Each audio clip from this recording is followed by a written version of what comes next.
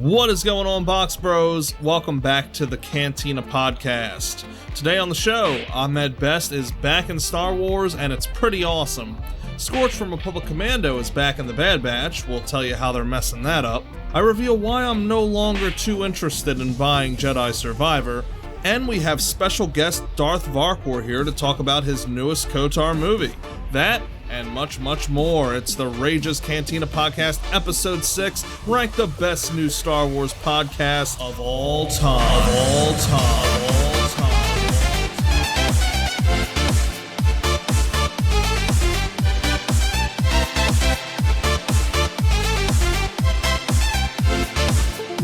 I've been looking forward to this for a long time.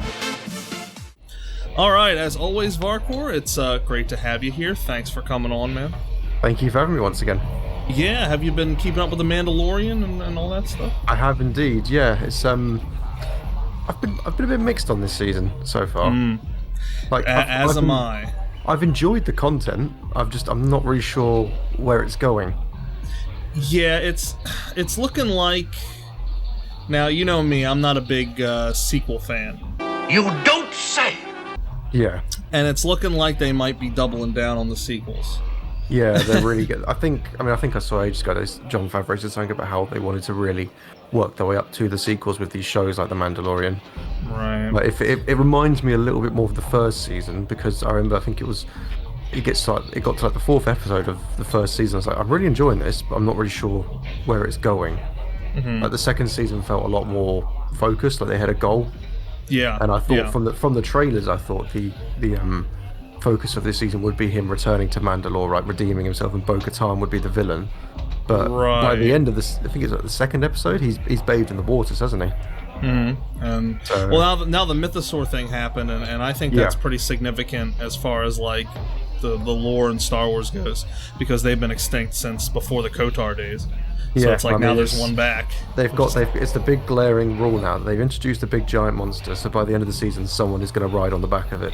Yeah, and I'm hoping it's Mando, because I mean the show is called The Mandalorian, and it would really make sense to me if at the end, like the final thing is that Mando becomes the next Mandalore, and that would make sense, and then he reunites all the people, all the clans. You know, just like Candace was trying to do. You know, my kind of working theory at the moment is obviously like, I get the feeling that obviously Bo-Katan, she's very envious of him because, you know, he has the dark saber, and she sees him almost as a bit of a threat, so she thinks she can one up him by taming a Mythosaur. Yeah, they'll probably get into a fight or something. I think like some kind of battle. Because she probably knows she couldn't beat him physically because, you know, he's got the dark saber. So she thinks, what's better than that? I'll ride this mythical beast. Right. Well, we'll have to see. But let's get on to our first topic of the day, and it's involving Mandalorian. So, Ahmed Best is back in Star Wars. I was really excited about that. I made a short video on it not too long ago, and it's a pretty big deal in my opinion. Pretty big deal. A lot of people I see, they're shrugging it off as like, who cares or whatever. But I think it's a big deal. Because Ahmed, he played Jar Jar Binks in the prequels, and suffered a lot of negative backlash from the media and disgruntled OT Andes. But thankfully, he overcame it, and he's now back in action as a Jedi Master named Kelleran Beck. So what are your thoughts on this one, Varkor? So annoyingly, I'd had this one spoiled me before I watched the episode. It was on the holy website that is Twitter. As always, getting it spoiled for me. But I thought it was nice. I didn't... to me, it wasn't the biggest thing in the world, but I thought it was a really nice thing for them to do for him. Like you said, he went through so much abuse, and that's, you know, someone that despises Jar Jar. That the abuse he as a person got was awful. Really terrible. So it was nice to see him get like his. People call it his redemption, but there was nothing to redeem because he did nothing wrong. He was following a script. But he got his moment in the sunshine that everyone loved, where he rescued Grogu, and it was just cool to go back to Coruscant again, sort of during the prequels, get a little fun little chase to see those like the Naboo guards and their armors and some clones. I think the clone troopers look great. Like they look fantastic in that scene. The Mandalorian, it's really like, especially this with Coruscant, it's like that blend of the practical effects style they've gone back to, plus with the visual effects from the prequels, but it blends really nicely. It was really, really well done. And full stop, when people are saying this whole redemption thing, which it's total bullshit. I think he did. I know people don't like Jar Jar, but I think he did a great job as Jar Jar. Like, he put his heart and soul into that character. Like, he brought it to life. Oh yeah, he couldn't win with that. I mean, especially in '99, nothing had ever been done like that before. So the visual effects achievement of Jar Jar Binks and a lot of the stuff they led the way. They led the way with that.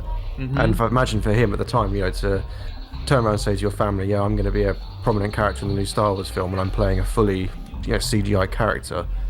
It's pretty cool. He was just doing his job, the poor bloke. Obviously, I'm not a fan of Jar Jar at all. I know you're not. But yeah, I don't hold it against him one bit, and I'm not. It's good to see him just get his moment to come back. He said in an interview that the coding they use in CGI today was being written as he was playing Jar Jar. So that's pretty cool, I think. But that's Star Wars in general. It's always been a pioneer, hasn't it, for the technology we have today. Industrial lights and magic, dude. It's huge. Yeah. But all right, so yeah, happy he's back. Hope to see more of him, in the future. Man, there'll probably be more flashbacks and whatnot. Yeah, sure. I'm not sure if they will. I feel like it might have been a bit of a glorified cameo. I mean, if they don't, I'm happy with that. My only issue with it had nothing to do with him. Is that whole last episode of Mandalorian? It felt a bit like a filler episode, and it was almost. I felt the reason we saw it.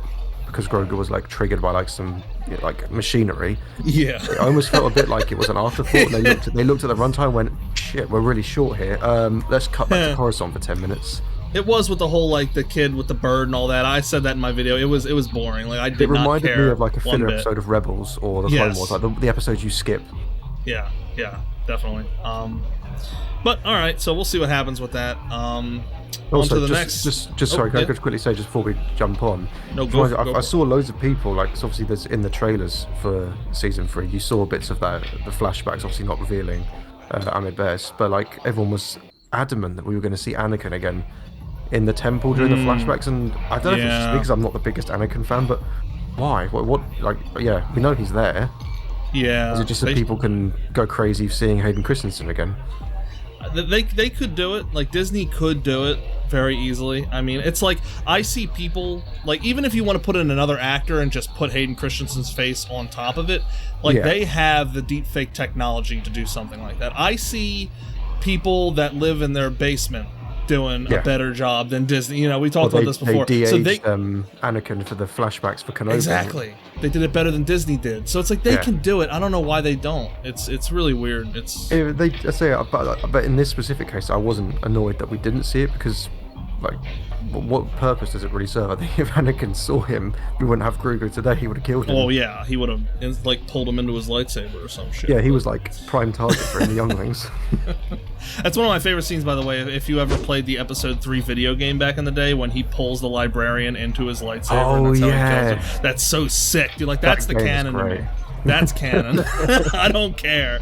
They got this new comic where she survives or something, and she's one of the survivors of Order 66. It's so stupid. No, she's the first one that gets killed by Anakin. She gets gutted by him. Yeah, it's brutal. But anyway. Speaking of games now, Jedi Survivor. Are you looking forward to it? Oh, absolutely, yeah. I was excited for it, and then the new story trailer that they did a few days ago. Yeah, very, very, very excited. Well, so in a pre-order ad for Jedi Fallen Order, you briefly see what appears to be a Trodatome, I think it's called, in the background.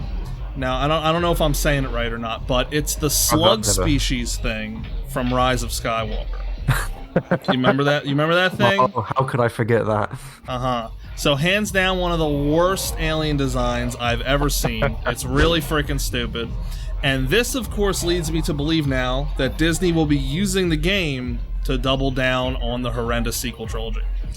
And I mean, first the cross guards, because you see the cross guards in the game, and now this. So they're trying to. I mean, they are backpedaling. I think the Mandalorian is going to fill in a lot of the blanks from the sequels, and they spent a lot of money on those films. I think they're going to try their best to fill it and go. See, it all makes sense. It's all planned out. Yeah. I guess. But I don't know if I'm too interested now in even buying the game, giving them the money, because it's like I don't want to reward Disney for like doubling down the sequels. I just really don't want to do it. It might just be a random alien. Like if it's just chucking him in the background because they thought why not? Like I don't have a problem with that. Yeah. I did forget about the cross guard. I remember that's in the trailer. I forgot that's in it. That's what my buddy Tom. You remember Tomba, right? Yeah. He's that's what he tries to tell me. Like, oh, it's just they're just probably doing that. Like, and it's like I get it, and I shouldn't let a slug like ruin my possible gaming experience with this game. But it's like at the same time, it's like when you see a turd floating in the pool, are you really gonna jump in the pool? Like you just imagine if there's porgs in there as well. Like, oh, just ignore the turd, just push it off to the side, the corner of the pool. Like, okay, yeah. But I don't know. maybe In the grand scheme of things, with the Rise of Skywalker by itself, that slug guy really wasn't that bad. Yeah, he wasn't the worst thing ever. But I just think it's such a bad design, and it is a weird design. It's like it's like terrible. Scrape the bottom of the barrel. He looks like an early concept of like Jabba the Hutt or something. Yeah, like a skinny, like weird Jabba the Hutt with Jabba's cousin. Yeah, Jabba's like long lost cousin relative. I don't know. I guess we'll have to see. Might get it, might not. But I've got faith in the Respawn team, writing wise, because I say Fallen Order, I was looking forward to it, but I was apprehensive, obviously, because it was it's EA, and we've seen how they've handled the Star Wars license. But Fallen Order was such a pleasant surprise, and I don't know if it's because I'm pretty sure Chris Avalon had a little hand in writing some parts of it. I don't know if he's involved with this one, but based on the character of Cal and like the crew of the Mantis and that, I'm excited enough for it. All right, moving on to the next one. So, Bad Batch stuff. Now I know you haven't watched it, but yeah.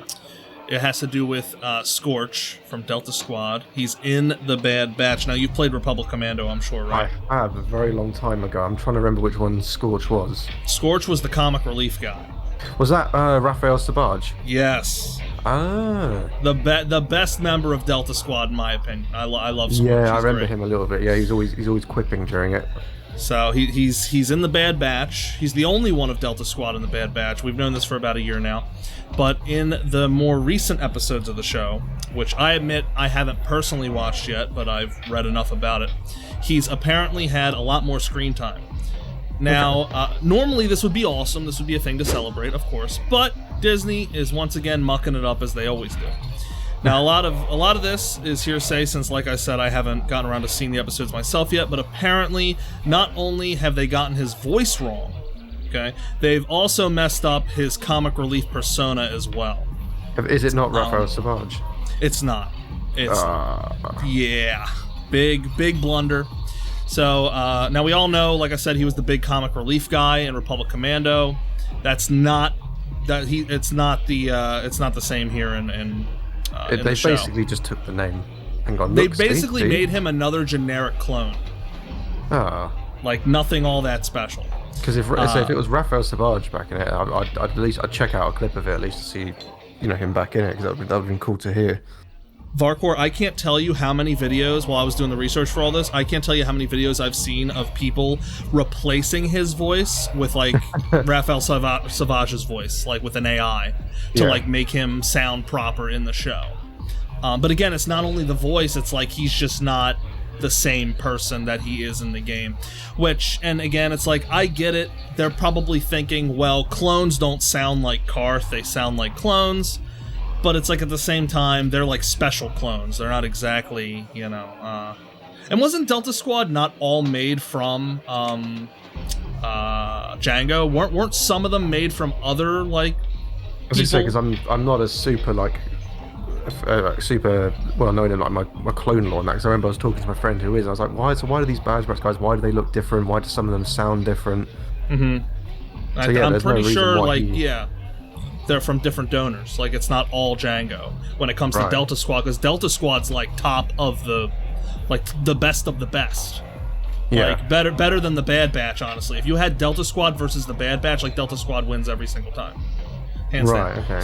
But so it's like that they could easily have done that to explain if that was their reason for not bringing back Raphael, which I mean, he's still doing Star Wars stuff, isn't he? Or I don't know what he's doing. He's still pretty active voice acting wise in general. I think. So he could have came back. Like to they do were, some... He was asked not too long ago about like the KotOR remake, and he said that he hopes that he's involved with it. Oh yeah, that'd be he better be. I mean, because that's the only voice for Karth. There's no other. Yeah, him and voice. Bastila, you cannot replace their voices. Too iconic. I wouldn't want them to replace Darth Malak either, to be honest. Wait, what'd you say? I wouldn't want them to replace Darth Malak either. Oh no, of course not. Yeah, there's so many, and that's what's great about KotOR is how many iconic voices there are that it's like you recognize them, even Jolie's voice, and I would say there's so many that you gotta try to bring back the original people. But, yeah, they definitely need to. But no, that's a shame with Scorch and Bad Batch. Just more missed opportunities, because it's like when you first saw him, and it was like a year ago when he first appeared, and it was just in a battle sequence. You didn't hear him talk, you didn't hear him do nothing. They fought against him and they knocked him out with like the stun gun or whatever, the stun feature on the blaster. So, and now a year later he's finally around, he's talking and everything, and he's involved in stuff, and then he's just like not the Scorch that we all know and love. So it's just a big letdown for people that are big Republic Commando fans, and it just sucks. So yeah, I can't understand why. Maybe the only logical thing I can think of is that they couldn't get Rafael Sabaj for some reason, but yeah, I don't see how though. He's like he's always like willing to do Star Wars stuff. It's not exactly like no respect to him, disrespect to Rafael Sabaj, but it's not as if you're trying to get Troy Baker for something like a really really high profile voice actor. Right. All right, so on to the next topic. Steven Knight, the creator of Peaky Blinders, get this, is working on a secret Star Wars movie. This is news to me. I've not heard about this. You have not heard about this? Yes. Wow. Okay. So, sounds pretty good, right? Yeah. Peaky Blinders is a phenomenal TV show. I don't know if you've ever watched it. I watched a little bit of it. Haven't watched all of it yet. It's brilliant. The final season, it was this time last year, I think it aired. One of the best sort of dramas produced by the BBC. If Steven Knight is writing it, that's going to be something special. If he's given creative freedom, because Peaky Blinders, it's a very different genre to Star Wars, and that kind of adult theme wouldn't work necessarily. So, well, not to build you up and have to knock you down, but apparently, according to a recent Screen Crush article, Damon Lindelof, the writer behind such movies as Watchmen, was originally working on the film, but left in February due to creative differences. Now, Watchmen is one of the greatest films of all time, in my opinion. The Zack Snyder film.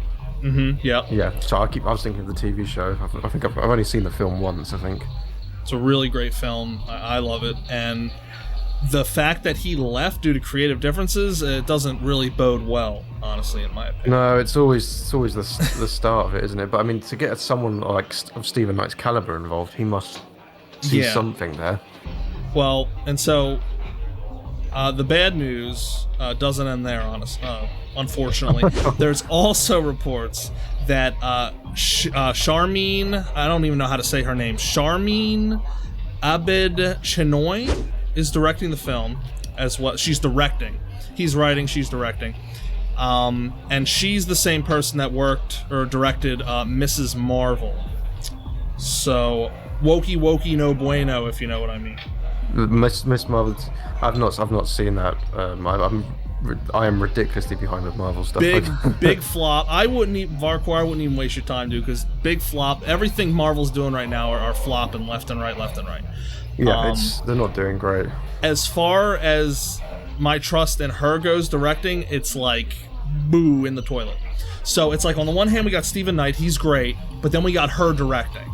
So it's like yin and yang. But if it's strictly those roles, maybe that will work. Maybe, like but there's some directors who are good at directing but not great at writing, and vice versa. With all this evidence, though, I can see why Damon left. I can see why he left, because there was probably clashes going on. Yeah, imagine if it's with Disney, they'll want it a very certain way. That's why it'll be interesting to see how Steven Knight gets on with it. But then again, he obviously he appeased the BBC for years and years writing Peaky Blinders, and they can be quite strict with the stuff they want to broadcast. Right. That is true. So, we'll have to see. Again, I'm pretty sure it could just be part of. You remember they mentioned that there were 3 movies they're planning. Yeah. So Taika Waititi, it could be part of that. Is his film still going ahead? Taika Waititi's? I have no idea, honestly. I don't know. I get so many mixed signals from it's like, oh, this person's working on this. This person got to go ahead for this.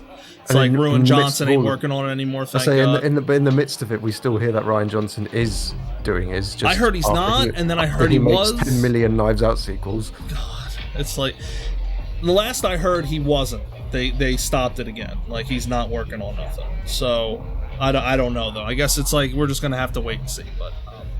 But it just doesn't bode well because we got completely 2 opposites. Somebody who makes masterpieces and then somebody who makes crap.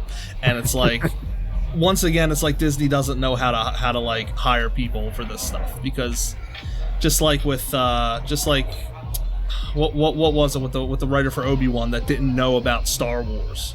They had to ask people if this was okay and that was okay, and they were the writer. It's like crazy. Yeah, I can't. So when it comes to stuff, I can't wrap my head around stuff like that. Like when you're put in charge of like such an important character for a TV show like that. Yeah, like this isn't some third-rate like sci-fi show. It's Star Wars, and it's the Obi-Wan biggest franchise in history, Vader. probably. Yeah, and it's Obi-Wan, Darth Vader. Yeah, it's crazy. So I'm at the point where I just don't trust Disney really with anything. I don't have high hopes for anything they're doing. I mean, but so it's just we'll wait and see. You never know. I'm excited for some TV shows, and that's it. Obviously, The Mandalorian. It's had some duds here and there, but overall, it's not let me down. Yeah, I agree. I'm interested in. I'm looking forward to Ahsoka. Because that looks promising. I'm quite interested to hear about the Acolyte because that sounds. If the rumors about it being like the last days of like the High Republic or something to do with Plagueis, if any of that's true, that could be quite interesting.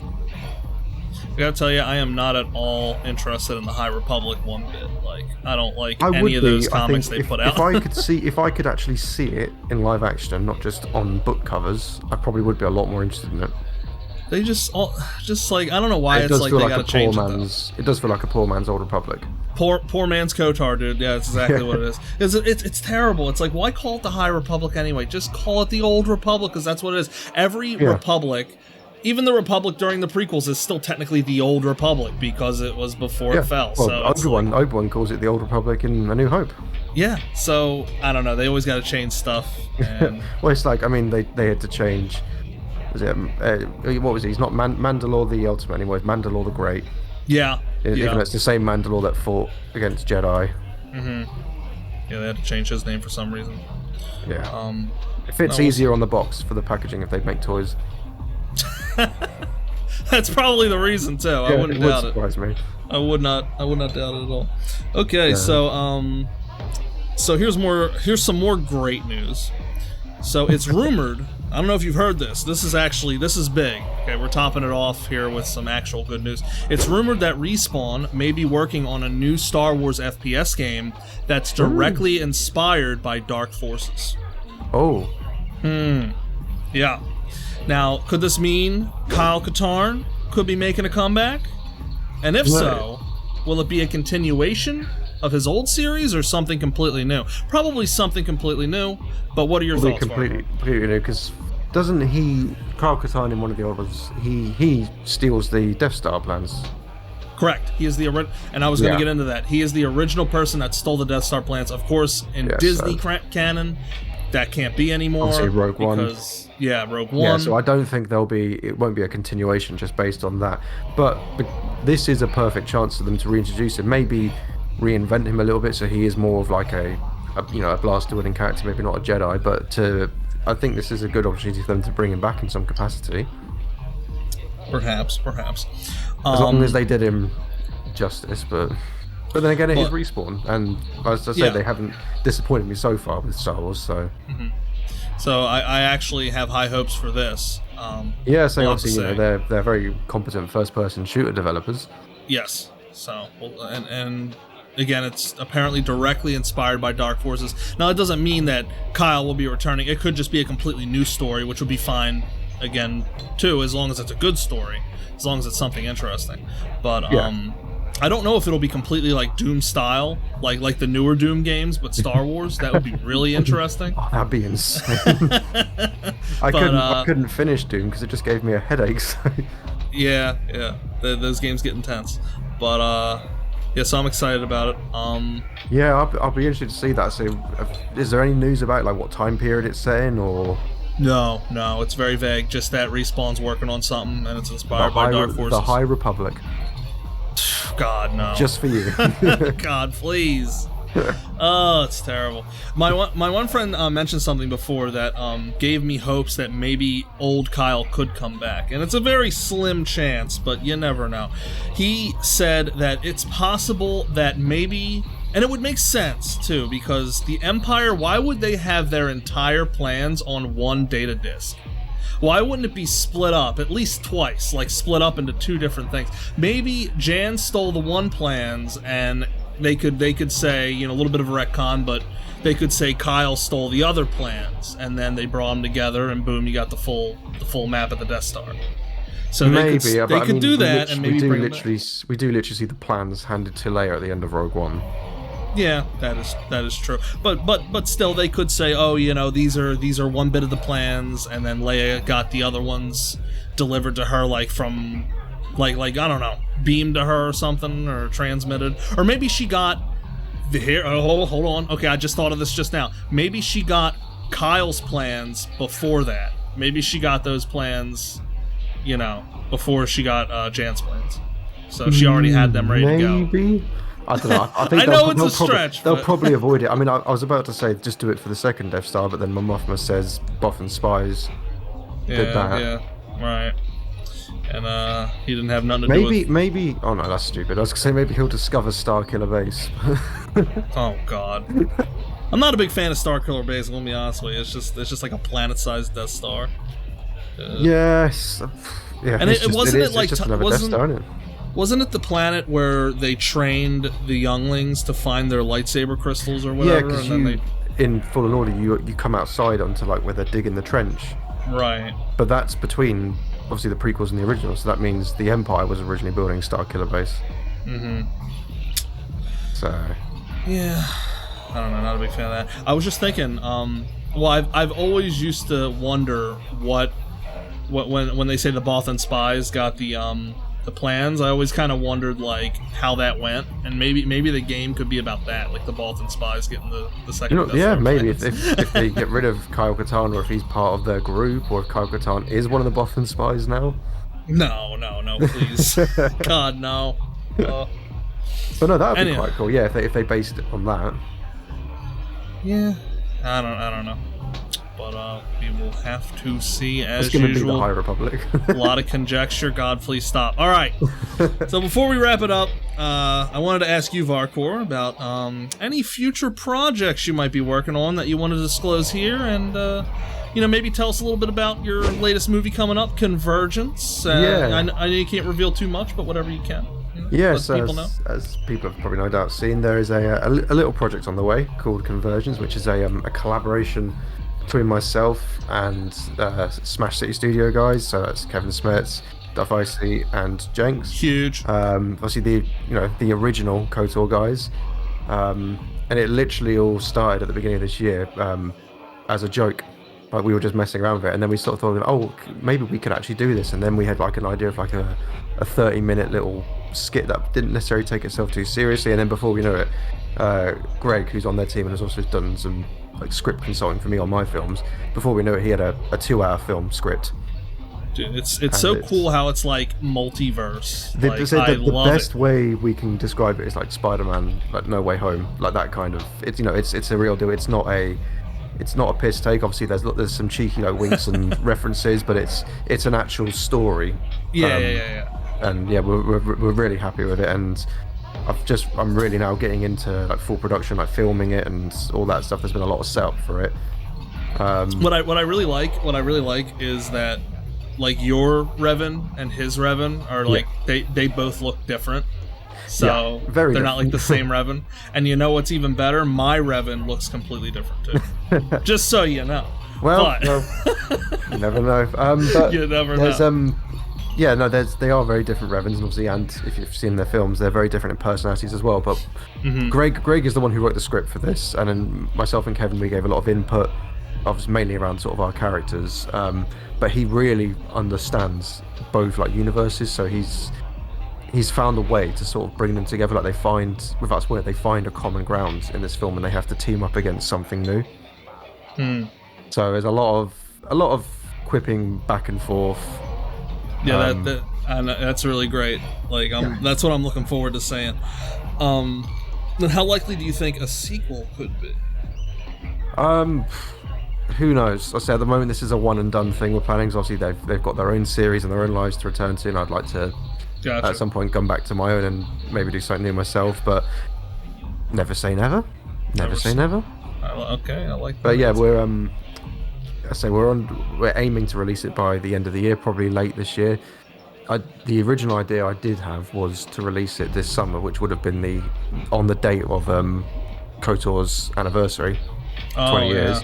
But looking at the scope of it now, that's just not going to be possible. I think I'd have to literally, like, not sleep to get it done. Oh, jeez. But by the end of this year, so we can celebrate the 20th anniversary, is when we're hoping to have it released. Okay. So there's a lot of work left, then.